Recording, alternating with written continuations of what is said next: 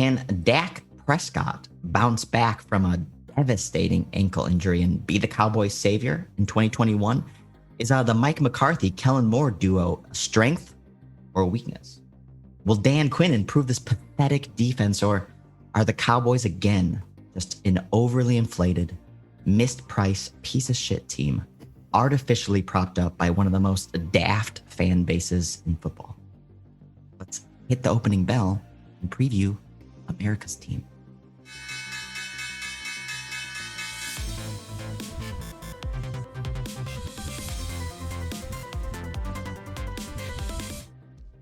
Welcome, Kings, to this edition of the Not Your Daddy's Sports Betting Podcast and live stream presented by SportfolioKings, the future of plus EV sports betting research, where we leverage fundamental handicapping, data science, and Wall Street-style portfolio management principles to help make you a sharper, more informed bettor.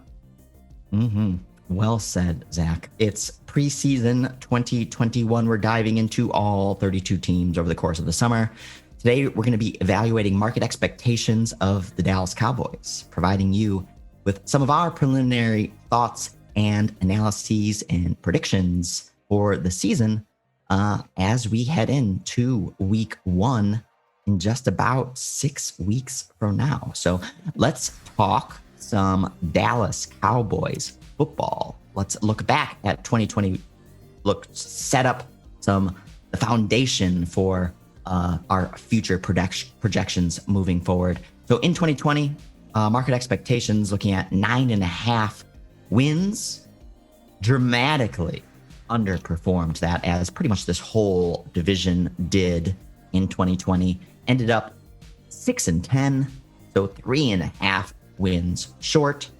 ATS, not any prettier, 5-11, including starting the season 0-8 ATS. Average margin of victory, about -5 points. Average cover, -3. Not competitive at all, either from a straight up or against the spread perspective. Oh, must have been a tough schedule then. No. Realized strength of schedule 22nd. So bad performance from the Cowboys in 2020. No really alternative way to look at it. Not a lot of mitigating circumstances. Again, the one thing, of course, Dak Prescott injured, week 4, week 5. But again, they were already 0-4 ATS. And, a lot of people, obviously, the injury to Dak Prescott was the defining moment of the 2020 Cowboys. They had some injuries elsewhere, certainly across the offensive line as well, so that did them no favors. Andy Dalton and a slew of other quarterbacks who don't deserve to be in the league, kind of coming in and out. I think Garrett Gilbert started a game or so. Brian DiNucci. Again, getting some prime time football under their belts, behind, again, a beat up offensive line that is aging as well. So just the injuries in themselves, not the primary reason for the overall underperformance of the Cowboys in 2020. But again, the defense performed poorly throughout the season, very porous, and also a lot of injuries. Van Der Esch, one of their best young middle linebackers, he was hurt kind of throughout the season. I think he missed 6-7 games. Sean Lee, non-factor. He's kind of over the hill as well, but he also at least provided a sense of leadership. He's now gone. So again, a lot of issues, but there was teams in this whole division experienced issues. So you could almost discount the issues and just say, well, everyone else was dealing with issues too. And Mike McCarthy's first year as a head coach last year, Kellen Moore as offensive coordinator, his second or maybe even third year, and just did not come through. In my opinion, simply losing Dak Prescott was not a sufficient condition for you to blame the overall underperformance of the Cowboys last year. I think even if they kept Dak Prescott, they still would not have been a good team. What do you think? Yeah, and looking back at last year's schedule, what I'm seeing kind of a trend is this team's offense looked really good at times when they were playing not very good defenses, and they looked not very good when they were playing very good defenses, like the Ravens, like the Rams, like Washington, like the Giants. So it makes me think there's a market assumption. Now, obviously, it's hard to judge, post Dak's injury, but there seems to be a market assumption based on Vegas win totals next year, or this year rather, that this offense is going to be humming like Dak's rookie season, right? Like, which was entirely predicated on the best offensive line in football, and maybe one of the best offensive lines we may have ever seen. They just really dominant front. Well, that O-line has been continually getting older and decimated by injury and departure since then. But there seems to be an overhanging, that's going to come back this year. And once it does, they'll be unstoppable. It's not going to happen again. They just keep getting older and more injured. So, I don't know. It just seems to me that the market is continually bullish on the Cowboys, even though they're run by Jerry Jones. That's a negative. Mike McCarthy is their head coach.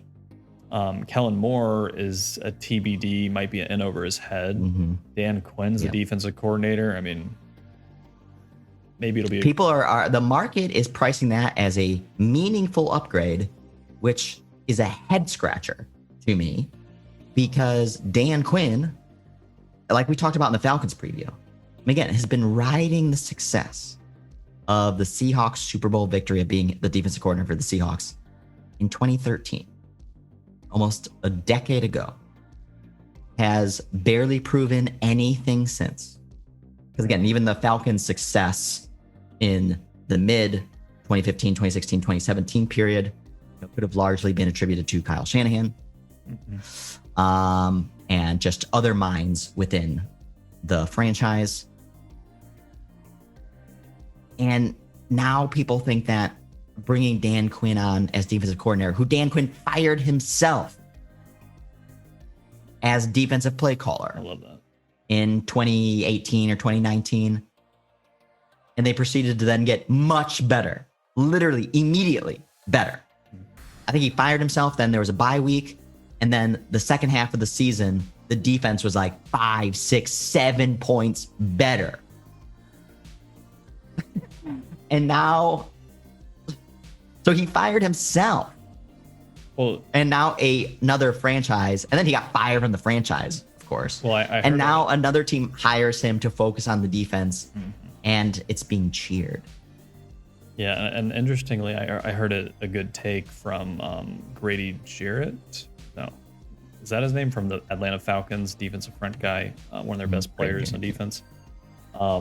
He basically said he loves the change, basically, of coaching, is what he was pointing at, and that there's no more slogans and no more basically fluff and bullshit, is what he was basically saying. So basically, what he was saying is Dan Quinn's Falcons team, that defense, was a lot of hoorah, let me be your friend, let me motivate you with some Gandhi type quote that has no context to what we're doing.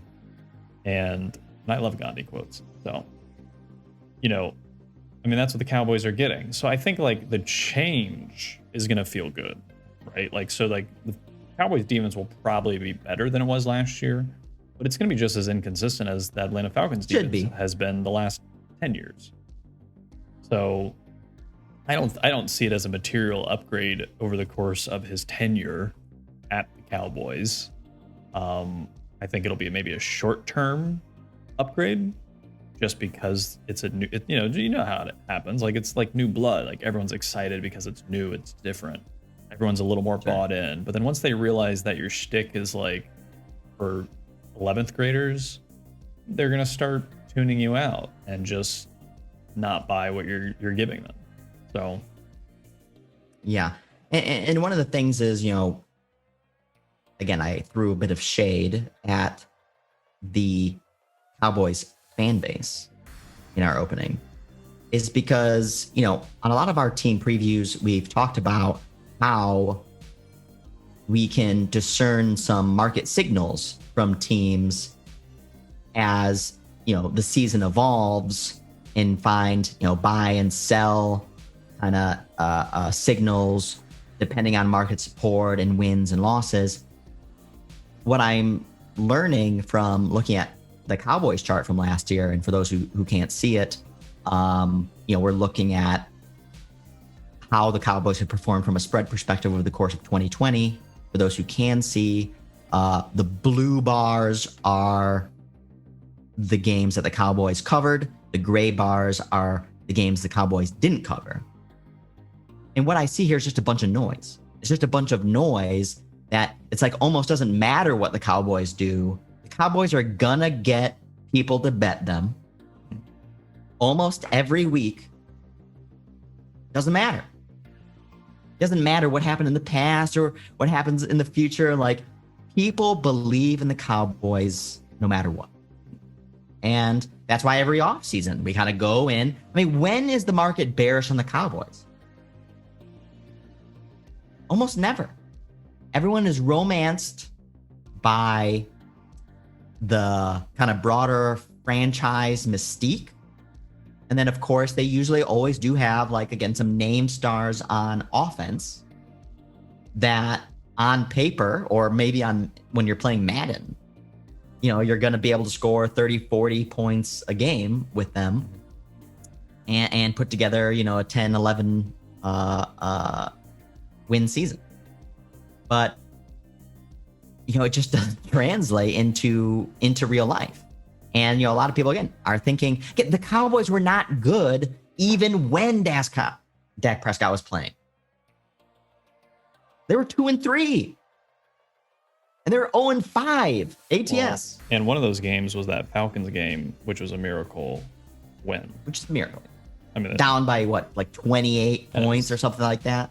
I don't know if they were, actually maybe the first quarter. But even in the fourth quarter, I think Atlanta was up 9 with 2 minutes left, and they got the onside kick. And it was just like... Yeah, I mean, a miraculous set of events had to transpire for them to cover and win that game.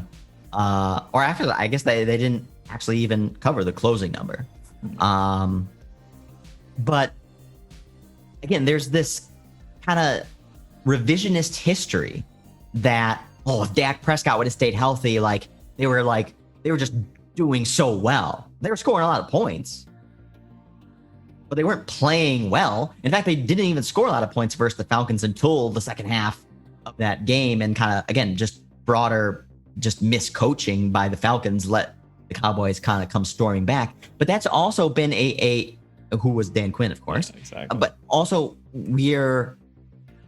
this has been a pattern for the Cowboys and Dak Prescott led offenses of adding a bunch of points and in really embellishing stats when kind of the game is kind of, either the defense is relaxing or it's because they're in such a big deficit or the game is otherwise kind of, said for. And they kind of just tack on a bunch of points and stats and to give you represents the outcome. To qualify that a little more, so the first game, so let's talk about the 5 games with Dak. So that's going to be the assumption that, Dak is the offense, makes them awesome. They scored 17 points week 1 versus the Rams, right? Very good defense.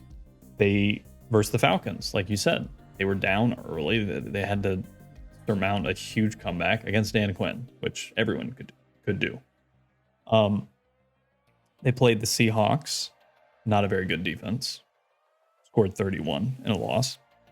They played the Browns. They were down by 4 touchdowns in the first half. So yes, they came back a little bit and scored 38 points, but that was after the game was already over. Yeah. But then just real quick before we go on to the next one, that is just a perfect example of what I was just talking about, which is the team gets down massively. The defense then adjusts to basically start to like soak up time, starts to play differently. And can Dak Prescott and this offense like take advantage of a defense that has relaxed and has changed scheme in order just to drain time? And sure, score 20 straight points because it doesn't matter because you're not going to be able, you don't have enough time to get to where you actually need to get to. Unless there's, again, a Falcons type complete implosion. Well, and then again, the outcome that is misrepresented stats, misrepresented outcomes, but go on. Well, and that's why, like we talk about, that's why we honestly rewatch all the games on Rewind, is because we want the context outside of the stats, outside of fantasy and playing those types of games, to actually know situationally what stat is actually relevant to the outcome, or a signal that we can utilize moving forward. And that's why it's so important, because honestly most people don't do it because it does take time and it takes energy and it takes a lot of focus to do that, but we put in the time to do that. So and that's why, again, when I'm looking at this 2020 chart, and when we're continuing our offseason research, I want to look at more charts like this from past seasons, but I almost want to just not bet the Cowboys. Like that's like one of the teams that, maybe you bet, maybe you bet against them. Yeah. But it's just hard to bet for them, or in even against them, even though they started off like 0-8 ATS. Yeah, it's like the market treats it's just there's just too much noise. There's too much noise in the Cowboys betting market because there's artificial kind of aspects involved. The fandom is just so strong that that could play for and against. We should from time to see time. if we could run the numbers on the teams across the NFL and how they performed in the market as far as betting size relative to Super Contest. So basically, like who got the most bets on the season, who got the most bets on week one. How often were teams over 20%? Like who, was it Bills, Chiefs, and Cowboys, for example? Because there's a lot of love for the Cowboys week. A lot of love. The one thing six, that is complete. Yeah, that one of the 20%. There's like a pattern here, or lack of pattern, that is kind of a outlier of all the charts that we've seen in the past. Because, and again, for those who can't see, the Cowboys were 0-4 ATS, 0-5 ATS, and then in week 6 they actually had the most support that they've ever had all season against the Cardinals. So even though they were that's not a slouch team either. Well, that was after who did they Dak's, play week 6? That was the Cardinals, but that was after Dak's injury. So that's interesting. Why? The line must have been big. That's probably why. Right, but the point being is, everyone's trying to it didn't matter what the Cowboys actually did on the field or how much money they were losing bettors. The bettors are just drunk with ecstasy over the Cowboys that they just want to keep losing money. Or even if they were winning money, like they're just going to keep betting the Cowboys.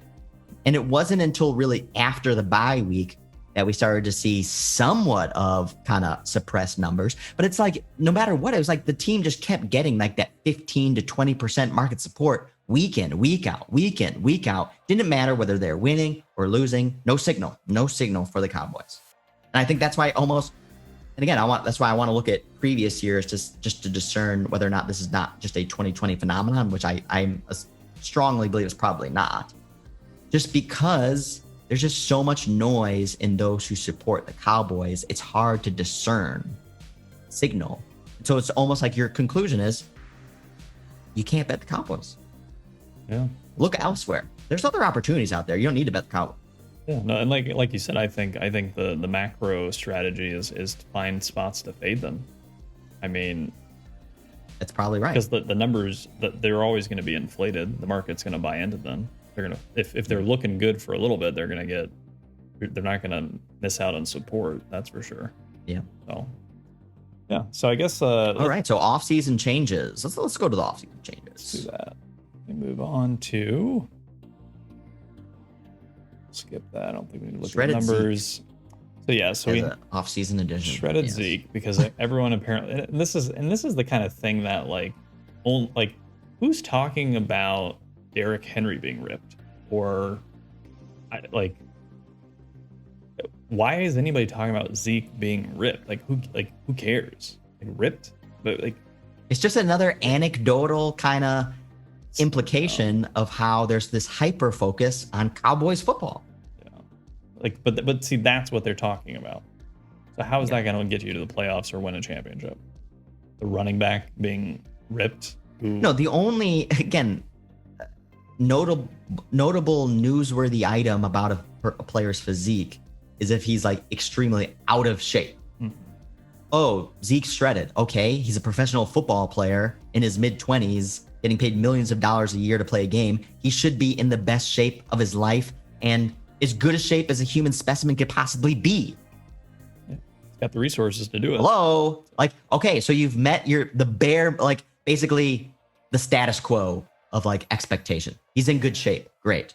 I don't think if he has an 8-pack as opposed to a 6-pack that he's not going to fumble 5 times again. It's funny. And again, it's just these types of, again, it's noise driving market action on the Cowboys. It's just, it's again, so hard to find signal. But elsewhere, additions, they added, Keanu Neal from the Falcons, Dan Quinn, probably, really liked him, brought him over. Micah Parsons, first round draft pick, middle linebacker from Penn State, didn't even play in 2020. It's so hard to evaluate draft picks who opted out in 2020. We've seen that a couple times, over the course of the draft as well. And so Micah Parsons, one of those players. Linebacker, hopefully going to add some speed, some explosiveness for this defense. Carl Joseph. And they added some players, again, in defense. Nothing noteworthy, I don't think. I mean, they took a lot of risk, I think, in the draft and then their signings, to try to like get some high upside players and hopefully turn things around with Dan Quinn. Not a high upside hire, oddly. So, I mean, this defense, like I said, I think they can be worse than last year, but they're probably not going to be much worse than last year. So they definitely should improve at least a little bit. And again, I think maybe Dan Quinn's first half of the season, he gets this team like feeling good about themselves. I definitely think that's going to fade. So like, week 1 is versus Bucks? Yeah. I actually hope the Cowboys look good early and like, oh man, the defense is good. Like, oh man, Dak's amazing, MVP. And then I like watch for the wheels to come off. Or they just get really inconsistent once, the good times stop rolling. But yeah. Well, it's funny too. I mean, one notable non-move in the offseason was the quarterback position. So if Dak does get injured again, they don't even have an Andy Dalton to go back to. They do have their Garrett Gilberts and their Ben DiNucci's and their Cooper Rushes. I mean, again, if Dak gets hurt again, there is no backup plan. It's literally some of the worst quarterbacks in the league. Then, very surprised that wasn't a area focus. Yeah. Especially given, again, everyone's assuming that Dak is going to bounce back. Again, from a malicious looking injury. Yeah. Again, bended ankle kind of pointing the opposite direction. Right. I'm sure most people have seen it. That he's just going to bounce back and be the exact same Dak that he was in the past. Again, in his mobility was a key, again, competitive advantage for him. Not just physically is he going to be 100%, but mentally is he going to be 100%. I mean, that's scars you psychologically when you see your ankle bent the other direction. I mean, for some, it'll make you sick to your stomach just even thinking about it, much less experiencing it. Yeah. And so is there going to be a level of hesitancy, not wanting to ever experience that again? And, that can change his decision-making when in the pocket. I mean, again, so many, I feel like, try to evaluate sports, again, from a video game perspective. And these aren't real human beings kind of experiencing these things and evolving over time. Yeah, it's kind of like when... And then that's even the thing that compounds it too is, again, even if he's psychologically perfect, he's physically perfect, even that, they weren't even a good team, even with a perfect Dak. And you're not gonna get a perfect Dak. Yeah. I can see that take for sure. And if we look at the schedule for next year, why are the Cowboys favored by so many points against so many teams? So Vegas estimated wins 9.5. So kind of similar to last year, but again with an added game, so maybe slightly lower expectation, so maybe a 9-ish. Again, under our kind of previous paradigm that we would associate and evaluate estimated win totals through. Super Bowl plus 2,500. Estimated strength of schedule 26th, surely weighed down by their own divisional opponents. Yeah. Outside of that, not a super easy schedule. Bucks, Chargers, Patriots, Vikings, Chiefs. And again, playing Washington twice. That is weighing down their estimated strength of schedule. But I think that is, a miscalculation. Well, and I mean, because that team's going to be much better. They have them favored versus the Cardinals, the Broncos. I mean, the Panthers. Yeah, and again, Panthers, Broncos, Raiders, Falcons. Like those are not pushovers.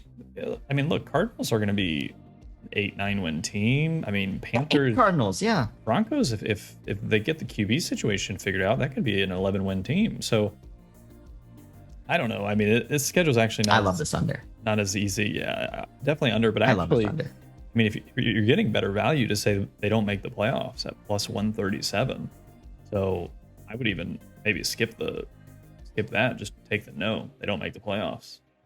I know they're in an easy division. These are some aggressive anticipatory spreads as well. Yeah. A touchdown versus the Eagles and Giants, pretty much, and Broncos. That makes no sense. And 5. And for those 5 versus Panthers and Raiders. And for those listening, I just want to quickly touch on kind of like how the season breaks down. So they start off with Bucks, Chargers, Eagles, Panthers, Giants. I don't think any of those are gimme games. I think they could go 2-3 like they did last year. Then Patriots. I think they could go 1-4. And then they play the Patriots. So before the bye, they easily be 1-5 is on the table. I think they'll probably get to 2 or 3, but definitely on the table. Then Vikings, we're very bullish on.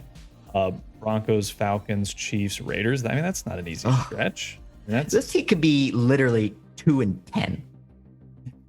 2-10 with a healthy team. I mean, probably not. That's pretty bad. I think they'll sneak into at least like 4. In the first 10 games, where is more than 3 wins? I mean, they'd have to beat the Giants and the Eagles to get there. That's 2. I said more than 3. And then they have to surprise somebody. They have to win as these 6-point favorites that don't make any sense to me. But let's say but where's more than 3 wins in the first 14 weeks? We have to be wrong about the Panthers, Vikings, or Broncos, and they get to 3. Or fluke. Not gonna be easy. Though I could see, and I pointed this out in the offseason, I think the Bucks are gonna probably win. I think Bucks are gonna win a lot of their games. But I think... No, I don't. Bucks are going to win that game. This is a devastating schedule. Estimated strength of schedule, 26th is... That's based on last year's results. Wildly misleading. It's tougher than I think people think. Give me the under. High conviction under. Yeah. 9.5. think so. I think that's the way to go. I mean, the only way they get over, I think, is if the NFC East is like Giants are as bad as I think they are, and the Eagles are as bad as PFF thinks they're going to be, and Washington is as bad. Well, they think they're going to be, or again, it's not that they think that they're going to be, but they think that there's value in betting the Eagles being the worst team in football. I see it, but okay. So best case scenario. Okay. I mean, best case scenario. Like I said, surprise the Bucs right off the bat. Yeah. Bucks just aren't. They're just overhyped for off the Super Bowl. Which again, with Brady, I just don't. They actually, and we could run the numbers, but Patriots with Brady typically actually play very well week 1 the following season, which most seasons they're in the Super Bowl or AFC Championship game. Hard to get a straight up win. Yeah, they surprise the Chargers. Yeah, so beat the Eagles, beat the Panthers, beat the Giants. So you're 4-1. Lose to the Patriots. I think lose to the Patriots. Lose to the Vikings. Split Broncos, Falcons. Yeah. So now you're like 500-ish, a little bit. Chiefs lose. Okay, you beat the Raiders at home. You're still 500 in Dallas. Saints. So again, now you're like what 6-4 or whatever. Saints on the road. Saints road. Maybe beat the Saints. Now you're like 7. Lose again. Washington lose. I think they get swept by Washington. Yep. Yeah, I could see that. Lose to the Cards. So now it's about 9. Yeah. So now you got 8-9 wins if you get Giants, Eagles. Yeah, it's definitely to the downside. There's no. And that's assuming they sweep the Eagles, sweep the Giants. There's not a lot of upside for. I mean, it'd have to be predicated. No, I mean, on there's a sliver. Really there's a sliver that can get you to 10, and that's basically saying maybe they split with Washington. They're not going to sweep Washington. Mm-hmm. And that's assuming you beat, again, like Chargers on the road. No, that you beat the teams you're supposed to beat. But and this whole Cowboys bullish case is predicated on variables that like have a lot of ways to go. Like you basically have to be like, okay, Mike McCarthy is a good coach. Dak Prescott is a top 5 QB. This defense is going to be really a lot better with Dan Quinn. Like I'm not sure any of those 3 things are even remotely true. So all 3 of them have to be true for this team to like get to like 11 wins, be good, and go on a playoff run. I just don't. Are any of those 3 things true? I'm not sure. Doesn't look like it. Yeah. I mean, again, Dax has the requisite weapons at his disposal to put points on the board. But again, we've seen that in the past too, and where they just struggle to score and move the ball at times. And again, are in massive deficits, and then they turn it on when the defense relaxes.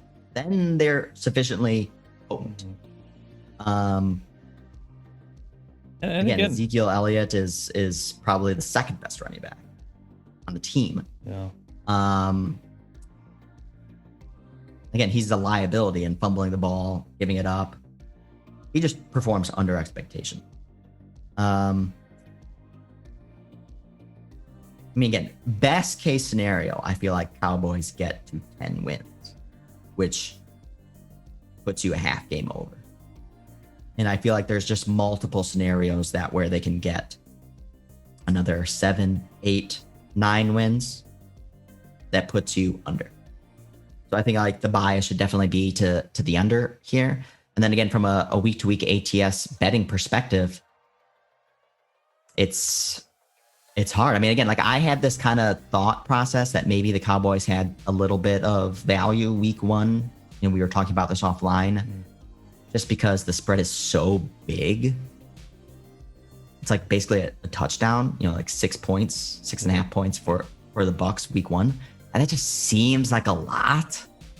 I know you think the Bucs are basically going to crush them. Well, I mean, I can see a scenario where that happens. It is a lot of points, but it's based on the assumption that the Cowboys are a 9-win team. and the Bucks are a 12-win team. So it's actually, for the market giving so much credit to the Cowboys, like, this line does seem weird. Like, why is it so big? If the Cowboys are a 9-win team, why is it 7 points? So again, something is off. And I think what's off is what we know is the Cowboys are not a 9-win team. And so the reason versus the Bucks, like, everyone knows the Bucks are a Super Bowl champion type team with Tom Brady. So, and versus the Chiefs, is like those two lines are super inflated the opposite direction, because like they're not in the same league as the Bucks or the Chiefs, and the bookmakers know that. And so it's kind of like a reverse, I don't know what you would call it, like a reverse value. I'm not saying they're trying to like trap people with a line, but just like, it doesn't make sense based on the other lines the Cowboys have. It's as if they're saying, the truth is the Cowboys are definitely 7 points worse than the Bucks, but we're going to pretend like they're a 9.5 win team, playoff team, because the market's going to assume that. But they're kind of like showing their cards to you with these games versus like real tests. Mm-hmm. Yeah, that could be true, because even versus the Chiefs, more than a touchdown underdog. In fact, Great. Even pretty heavy underdog even to a team like the Saints. Yeah. Which again, I'm definitely more bearish on. But again, the Cowboys is again, I think the kind of the key takeaway here is there's just so many factors kind of causing distortions in market pricing for the Cowboys that it's not a team that I anticipate betting either for or against very often. And if we do get involved, probably will be selectively against. I mean, I can definitely, I'm already chomping at the bit for some of these fade Cowboys spots where they're more than 4-point favorites versus all these teams. I mean, it just seems way too. Yeah, assuming our theses on those teams do play out. Yeah, and a couple of them we've done so far, like the Giants and Panthers. Eagles will be up tomorrow, but a lot of points. Yeah, no, it's a lot of points. And again, this is also assuming, again, like some extremely bearish narratives on the Eagles, Panthers, Broncos, which we think are likely mispriced. Yep. Those are mispriced to the downside. Cowboys are mispriced to the upside. So creating kind of like a double value kind of outcome there. So definitely kind of collectively bearish on the Cowboys. But again, a lot of noise. Be careful betting them. I think that, kind of wraps up this episode on the Cowboys. Definitely everyone, be sure to like and subscribe. Please check out SportfolioKings platform at SportfolioKings.com. We're going to have market-oriented research, custom market signals dashboard, our own in-house managed portfolios where we'll offer you insights into how we're positioning our picks on a week-to-week basis. And that is always going to be free to subscribers all season long and forever. So like we opened with, this ain't going to be your daddy sports betting. So we're going to help you get out there, get prepped, so we can really take your bookie to the woodshed. And of course, King me.